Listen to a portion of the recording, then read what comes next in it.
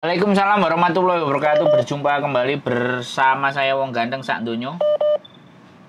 Mohon untuk tidak mohon untuk tidak disebutkan nama dan identitas siapapun dalam percakapan ini karena ini akan saya naikkan dalam konten YouTube. Iya. Tadi saya yang WA. Gimana Mbak? Saya itu kemarin kan masih di Hong Kong kirim paket bulan 11 yang lalu. Iya, terus katanya itu kena pajak.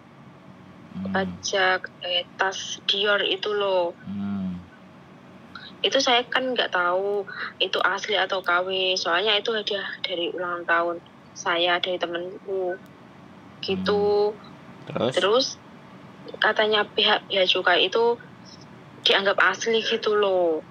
Suruh bayar, tapi dia belum ngasih surat notis atau resipnya itu loh.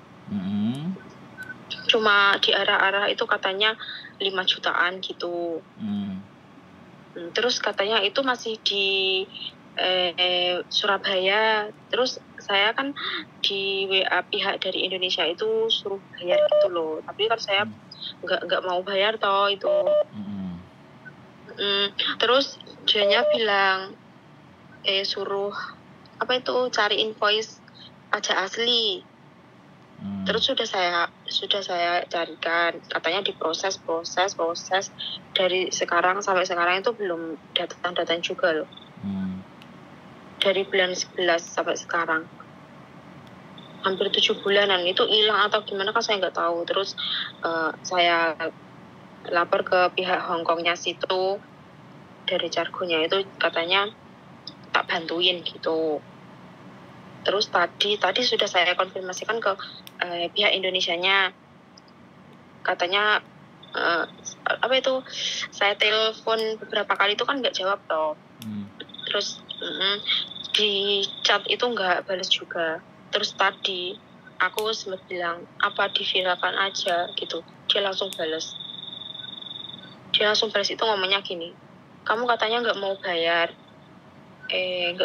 ya udah nggak usah dikirim gitu. Nggak tahu itu paket saya masih di bea cukai atau udah sampai ke kantor posnya mau dikirim itu loh. Gitu. Terus kan sebelumnya saya udah bilang toh kalau bisa sebelum lebaran tolong dong dikirim gitu, karena udah 5 bulan.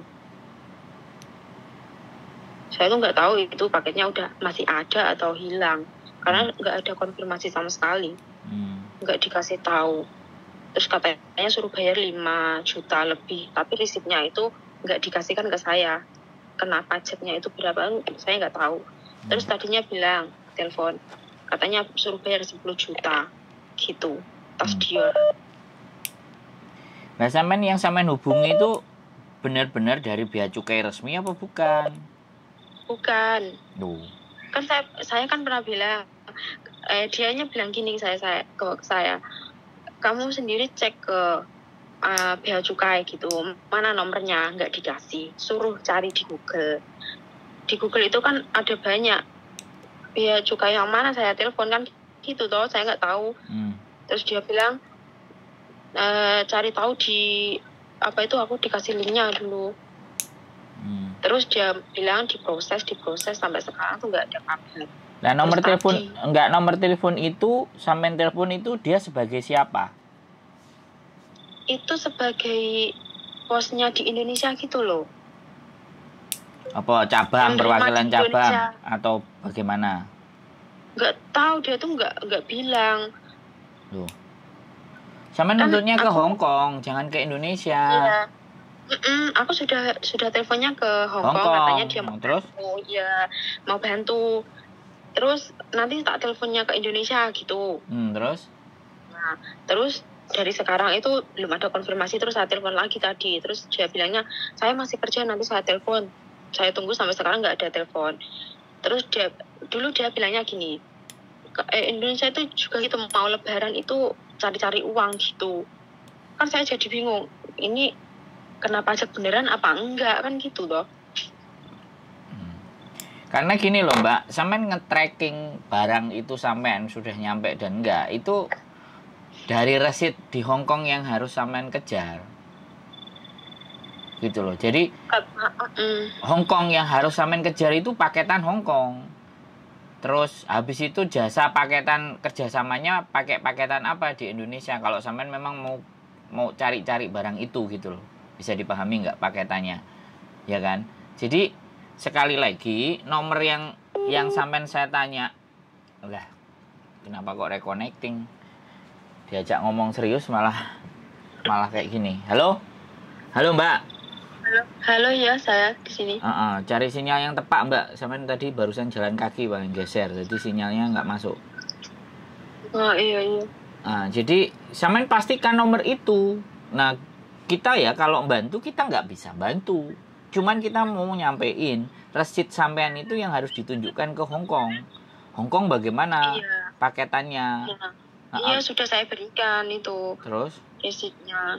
Terus katanya ya tak bantuin gitu. Tapi lama banget. Katanya diproses dari sekarang tuh belum ada apapun resip atau kena pajak biaya berapa itu nggak ada. Katanya suruh bayar 10 juta. 10 juta itu kirimnya gimana? Resitnya berupa apa yang kena pajak itu kan nggak tahu. Sampean tahu yang sampean telepon nomor Hong Kong itu siapa dan dia pegawainya apa atau bagaimana?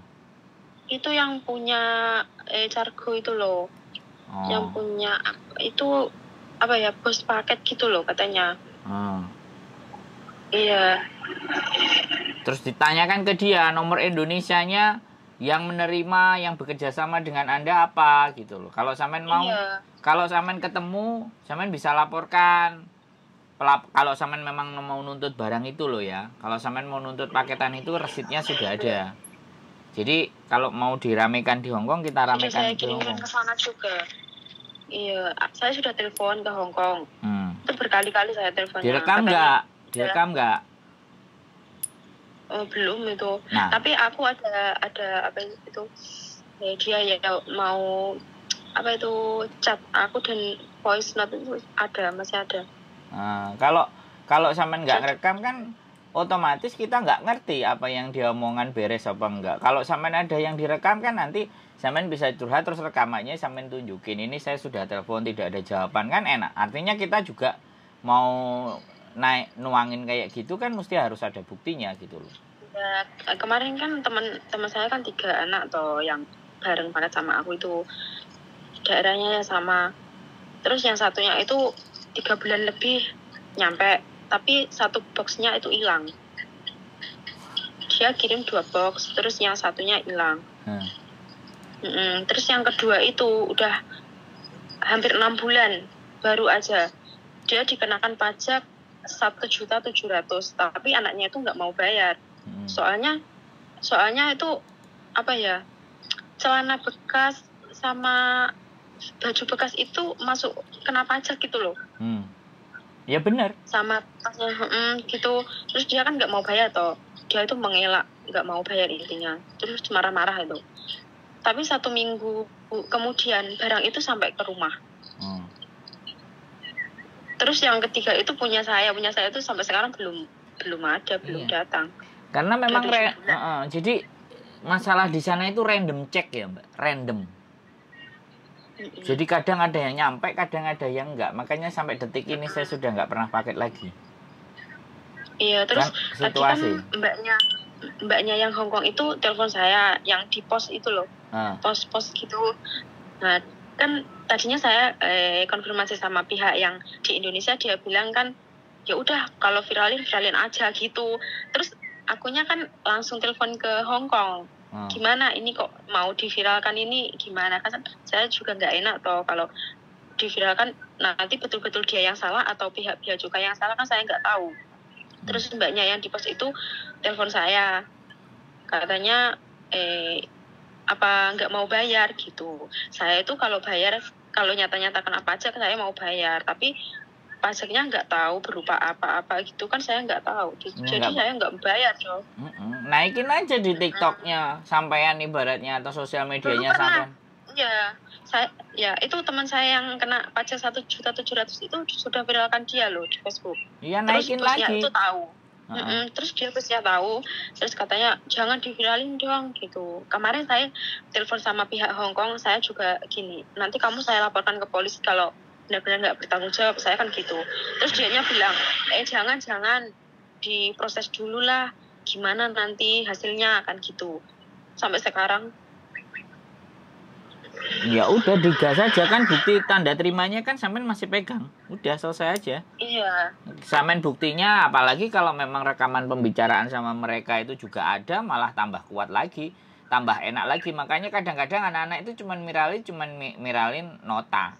Tapi tidak memiralkan bagaimana dia sudah memfollow up, bagaimana prosesnya dia itu mendapatkan barang itu, bagaimana prosesnya dia menghubungi kiri kanan dan atas bawah. Karena itu makanya kekuatannya nggak ngantem mereka nggak akan ngerasa apa kalau ngarani nggak akan kerasa. Tetapi kalau benar-benar sampean ungkapin namanya, sampean ungkapin yang punya, sampean ungkapin perusahaannya, dan sampean sebentar Mbak, saya gantian yang ngomong. Buktinya kan gini loh. Buktinya sampai detik ini sampean nggak menerima barang. Terus nomornya yang dihubungi yang jelas dan enggak. Nah sekarang pertanyaan saya, sampean masih menuntut atau mau cari barang itu apa enggak kan gitu. Kalau mau cari kejar terus, kalau perlu viralin terus, kalau perlu laporin polisi juga. Nomor telepon yang ibaratnya tadi yang nyuruh 10 juta dan semuanya itu bisa dideteksi, bisa dilaporin kalau sampean memang merasa itu mau diusut, mau diramekan, mau sampean cari benar-benar. Kadang-kadang kita itu juga bingung. Teman-teman itu cuma laporin ke YouTuber aja. Nah YouTuber ini kan juga artinya kita mau nangkep mau apa, segala sesuatu kan pasti butuh bukti, ada prosedurnya kan kayak gitu tuh Mbak. Jadi saran saya pastikan ke Hongkongnya lagi, kemudian rekam lagi kalau ada. Bagaimanapun caranya pembicaraan sampean harus ada dalam bentuk rekaman, terus bagaimana seperti apa pertanggungjawabannya, terus perusahaan yang di Indonesia diwakilkan kemana atau apa. Nah, yang berrekanan dengan perusahaan di Hong Kong, kalau dia nyebutin yang Hong Kong mana, kan tinggal dicari yang Indonesia, dihubungi di Indonesia. Terus nyampe di mana ini barangnya? Kalau nyampe bea cukai ya orang bea cukainya mana? Notanya resmi pasti ada. Kalau pembayar sampai 1.700.000, 1.400.000 wajar. Anak-anak kemarin satu box ada yang 1.400.000 tapi tracking, tapi juga nyampe di rumah, tapi juga nggak tahu dicuri apa enggak barangnya di dalam. Sudah bayar tapi dicuri. Makanya saya sudah nggak pernah mau paketan lagi semenjak orang rame-rame. Walaupun ada sih sebenarnya nyampe di kota saya misalnya Jombang itu utuh semuanya, beres, aman, banyak barang-barang branded itu juga nggak ada masalah. Makanya ini kasus itu random check. Jadi random check. Jadi sekali lagi kalau sampean masih menginginkan barang ini, kejar. Dan bagaimana caranya. Jadi kalau menurut saya memang Hong Kong itu kuncinya dulu gitu loh. Nomor dari Hong Kong itu kuncinya dulu, paketan itu, paketan atas nama perusahaan ini gitu kan. Kalau memang sampai cari bea cukai boleh tanya yang diposting anak-anak di Facebook bea cukai yang lagi rame kemarin, kan ada WhatsApp-nya juga itu sebenarnya. Tapi ya apapun itu kadang-kadang saya juga nggak ngerti, nggak ada garansi sih, wong saya juga nggak ikut grupnya mereka. Nah kalau bea cukai bandara pun ketika ditanya, sebenarnya semua bea cukai itu bisa ditanya Mbak, selama sampean bisa tahu nomor trackingnya, nomor barang kirimannya sampean atas nama bagaimana dan seperti apa, itu di bea cukai mana aja bisa. Apalagi tujuannya kota sampean mana. Nah kalau tujuannya kota sampean mana, nah dia pasti, karena kan kalau barang paketan itu kan jalurnya darat Mbak. Kalau jalur darat ya ada Tanjung Priok, ada Tanjung Perak, tapi masuk bea cukai, bisa bea cukai Surabaya, bisa bea cukai Jakarta. Tapi kalau mereka sinergi itu bisa dilacak semua dimanapun berada. Nah masalahnya nomornya nggak ada, dan sampean lapor sama saya begini, ngomong gini tok, yo aku terus kudu piye Mbak? Ya aku cuman dengerin curhatnya sampean, aku nggak bisa menyarankan sesuatu yang lebih gitu. Iya, tadi pihaknya yang mbaknya di pos itu juga telepon saya mau bantu gitu katanya. Terus saya bilang sama bosnya yang Hong Kong itu, katanya juga nanti mau telepon saya mau bantu juga. Saya tinggal konfirmasi sama yang ini Indonesianya itu yang ribet. Ya makanya kan direkam. Kalau dia sudah bantu janji kan, kalau sampean mau meramaikan tapi kalau nggak ada bukti bahwa mereka berjanji ngomong, siapa orang yang percaya sampean ceritakan kayak gitu? Makanya kenapa kita dalam konten itu kita rekam semua, Mbak. Supaya pembicaraan masalah-masalah kayak gini nih teman-teman semua paham gitu loh. Jadi kalau teman-teman paham itu kalau kena masalah yang sama, bagaimana solusinya gitu loh. Berkaca dari sampean yang mau berbagi di telepon ini kan kayak gitu ceritanya. Iya. Jadi makanya kita selalu punya bukti yang akurat dan kita selalu disclaimer di bagian depan. Jangan pernah menyebutkan apapun termasuk paketannya tadi juga sudah benar. Kalau misalnya sampean sebutkan ya terpaksa pastinya saya harus ngedit kan kayak gitu ceritanya.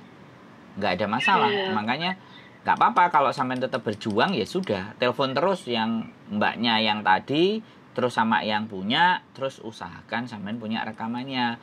Jadi kalau sampean ngomong A, B, C, D, E, F, G bukan sampean nggak punya dasar. Tapi ada dasarnya. Tadi kan yang di Indonesia itu setelah saya WA diviralkan itu dia langsung balas gitu. Sebelumnya dia nggak pernah mau balas. Di telepon sampai 20 kali dia itu nggak mau angkat.